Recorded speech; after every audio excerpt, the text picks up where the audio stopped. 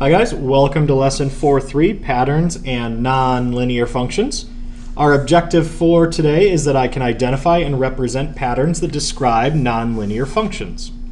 What is a nonlinear function, you say? Well, it is a function whose graph is not a straight line or part of a line, and it does not have a constant rate of change. Essential understanding. Just like linear functions, nonlinear functions can also be represented using words, tables, equations, sets of ordered pairs, and graphs. All right, so problem number 1, classifying functions as linear or nonlinear.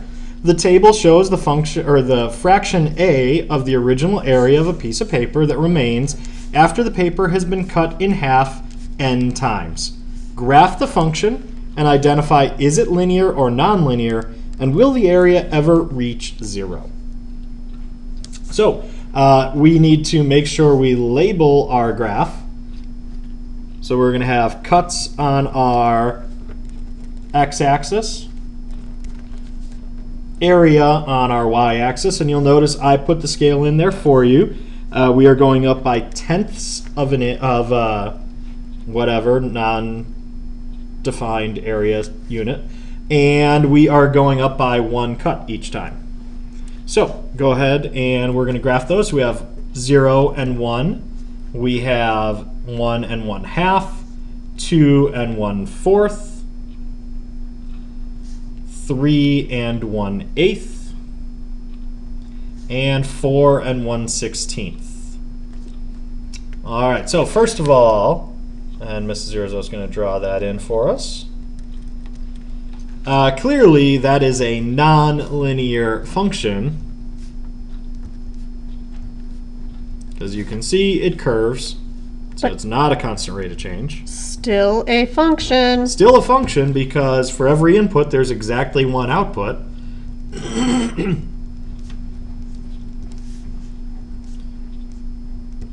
And to answer the second part of the question, will the area ever reach 0? The answer is no. It'll never reach 0. It'll get infinitely tinier, but you're always still dividing something in half, so you're always going to have something left. So it will never reach 0. Okay. Moving on to the next section. Letter B. The number of centimeters is a function of the number of inches as shown in the table. Is the function linear or nonlinear? So we're going to take a look at that, and the way we can find out from a table if something's linear or nonlinear is to find that first difference. So to go from 2.54 to 5.08, we're adding 2.54, and we're adding 2.54 again, and we're adding 2.54 again. So that is a linear function. Okay, so why don't you guys give the next 4 a try, and we'll go over them.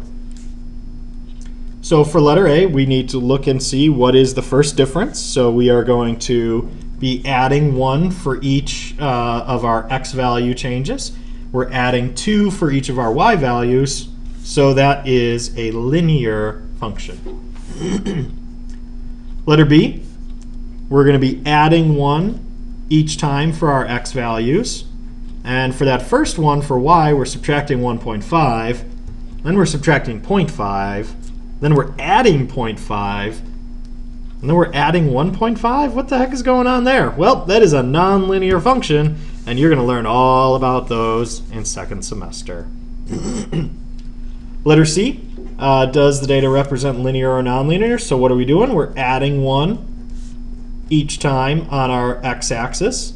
And for y, we are subtracting 4. Oh, then we're subtracting 1 1/3. And then we're subtracting a whole bunch of ninths. So that is nonlinear.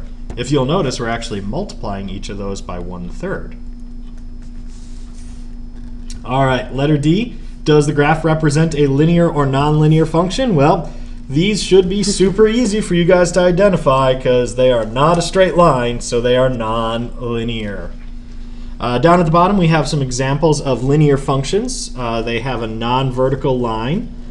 So a horizontal line is a linear function. And we will talk about the difference between the solid lines and the dotted lines a little bit later on in the unit. All right, nonlinear functions, that first one is that one where an example where it goes down and goes back up. That is a quadratic equation, so something is to the squared power, so you will be dealing with that a whole lot during second semester. The ATIC. Yes. Well, there's no I after the R. But. Got it. All right. The next one is a cubic, so that's something to the third power. Algebra 2. Algebra 2. And the next one is actually an absolute value graph that is not something we're going to deal with this year. That'll also be Algebra 2.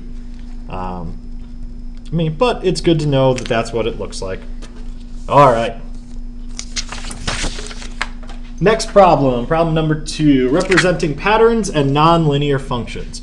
The table shows the number of new branches in each figure of the pattern below. Represent the relationship using words, an equation, and a graph. So we first need to just finish filling in that table.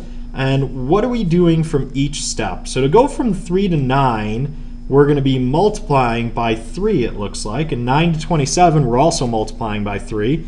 So we're going to have to multiply by 3 again, and we get 81. And we multiply by 3 again, and we get 243. So we can go ahead and graph those points on our graph. So we have figures on our x-axis, and we have branches on our y-axis. So our first point was at 1, 3, so you just do your best on getting it. Yeah, it's just real low down there. Our next one is going to be at 2, 9, so it's going up a little higher. Then we've got a point at 3, 27, so now we're starting to make some growth. 4 and 81, so now we went up quite a bit faster. And 5 and 243. And we went up much further. So you can see how this is a curve. This is an exponential curve, which we'll deal with a lot more during second semester. But for right now, what you need to figure out is when we are doing these, we are multiplying our starting value by 3 each time. So we multiply each figure by 3.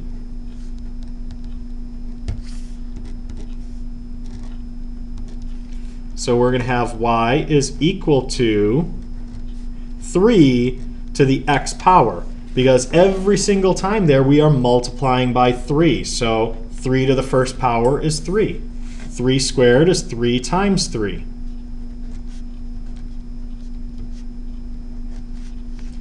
And 3 to the third is 27, etc. Okay, so there we go. Let's take a look at letter B. Table shows the number of calls made in a phone tree during each level. Identify the pattern and complete the table. How can you represent the relationship using words, an equation, and a graph? They don't know phone trees. We don't have phone trees anymore. When phones used to grow on trees. Yeah. We had phone trees. They exist.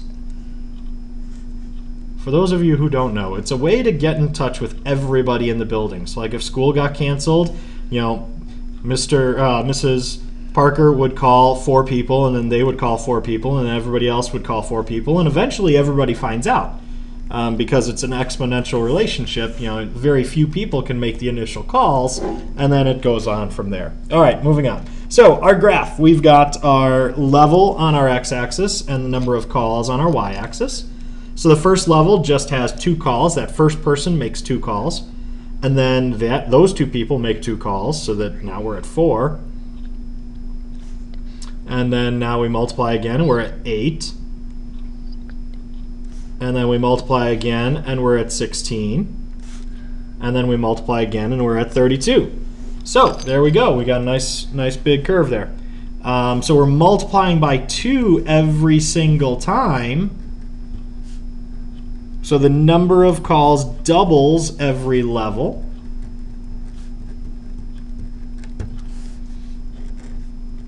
So our equation is y is equal to 2 to the x power, because every time we are multiplying by 2. All right. So why don't you guys give the next one a try. Gross.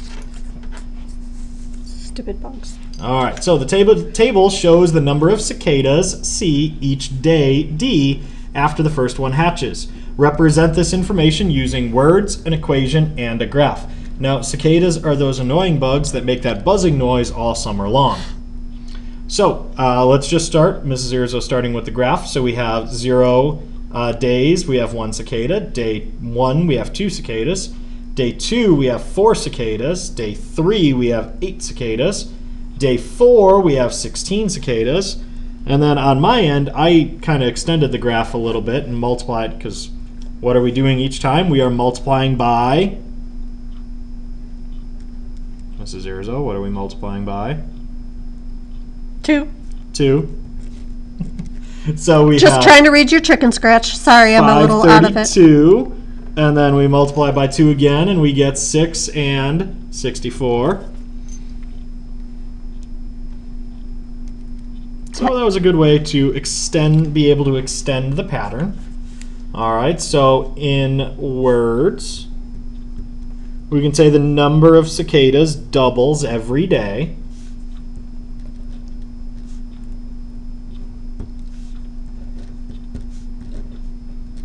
Okay, and so we have y is equal to 2 to the x. Now here's a hint, guys. When you are looking to come up with what the equation is going to be, if we give you an x value or an input of 0 and the output is 1, that's a good hint that you're dealing with something that's an exponential, because anything to the 0 power is 1.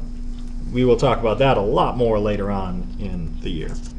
All right, so problem 3 is writing a rule to describe a nonlinear function. We want to write the rule that's for what's represented by the ordered pairs. So we have 1, 1, we have 2, 4, 3, 9, 4, 16, and 5, 25. So I do kind of notice a little bit of pattern there. Doesn't it seem like our x values are just getting squared? 1 squared. Is 1. 2 squared. 4. 3 squared. 9. 4 squared. 16. I think they're getting squared. Yep. So our function is going to be y is equal to x squared. Okay. Letter B, the ordered pairs 0, 1, 1, 5, 2, 25, 3, 125, and 4, 625 represent a function. We want to write the rule that represents them. Well, is something just being squared? No, I don't think so. But there was that rule. There's that 0 and 1 again. So it looks like we've got something being raised to an exponent. Well, what are we multiplying by every single time? Well, we're multiplying by 5, and then 5. So, yeah, 5 to the x power. Okay. Why don't you guys try the next two on your own? So, the ordered pair is 0, 1, 1, 4, 2, 16, 3, 64, and 4, 256. So there's that 0, 1 relationship again. So we've got something to the x power. Well, what are we multiplying by every time?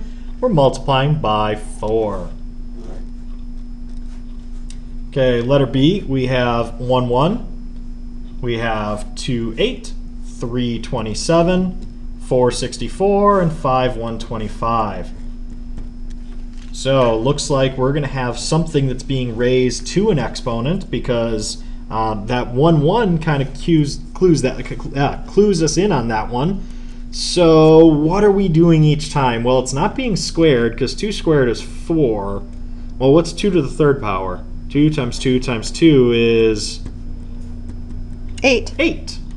And 3 times 3 times 3 is going to be 27.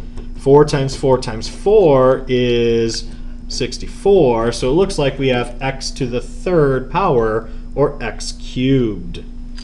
All right. So that is the end of our notes for today. Make sure you guys fill in your level of understanding. Rate it 1 to 4. Write down any questions you may have at this point, and do make sure you fill out that summary of what you learned today.